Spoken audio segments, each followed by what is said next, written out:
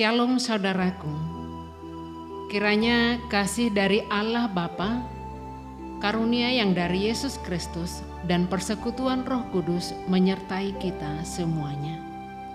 Firman Tuhan menjadi perenungan kita pagi hari ini, Kamis 11 Februari 2021, yang tertulis di Mazmur 27 ayat 1. Demikian firman-Nya.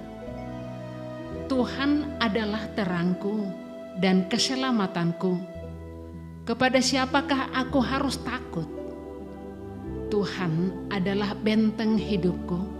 Terhadap siapakah aku harus gemetar?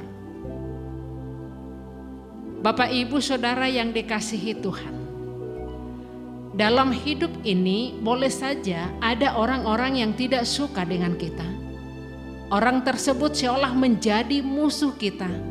Ia selalu merencanakan sesuatu yang buruk dalam hidup kita. Ia tidak senang kalau kita mengalami kemajuan.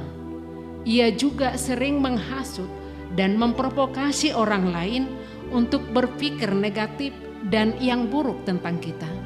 Segala yang kita lakukan, meskipun itu baik, tetap saja dia menaruh curiga kepada kita.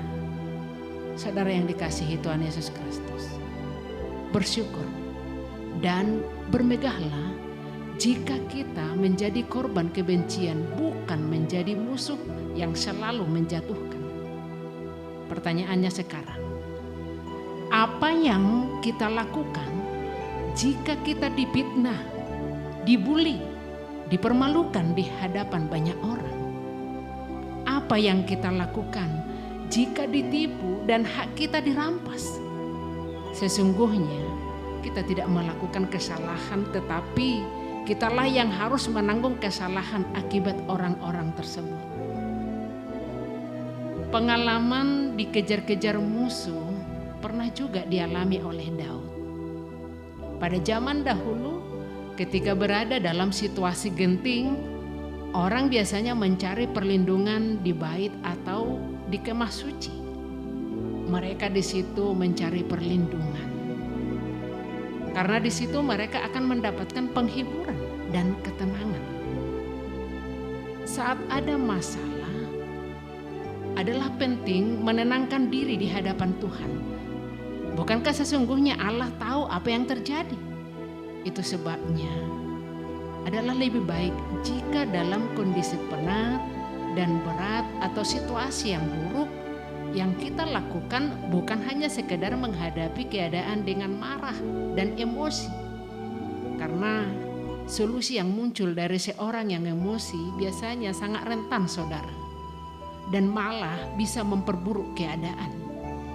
Tetapi carilah wajah Tuhan.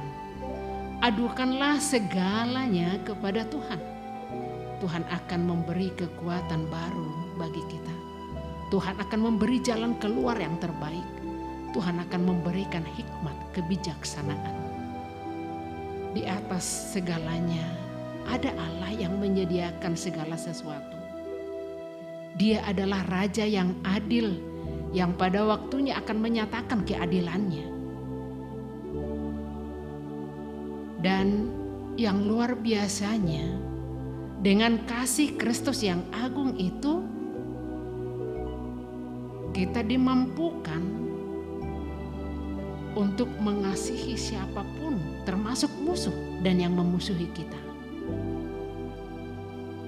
Tuhan adalah terang kita, karena Dia yang akan menunjukkan jalan agar kita melakukan hal yang benar meskipun kita dirugikan. Tuhan adalah keselamatan kita, karena Dia membela orang-orang yang berlaku benar. Dia adalah benteng kehidupan kita, karena Dia akan menopang dan menguatkan kita. Dia yang menjaga dan menjadi tempat perlindungan kita. Dalam Tuhan ada ketenangan. Jangan pernah takut, karena kita selalu memelihara ikatan kasih-Nya. Tuhan adalah menara yang kuat. Kesanalah orang benar berlari, maka dia diselamatkan. Amsal 18 ayat 10. Tuhan memberkati kita dan selalu memberi sukacita dan ketenangan jiwa.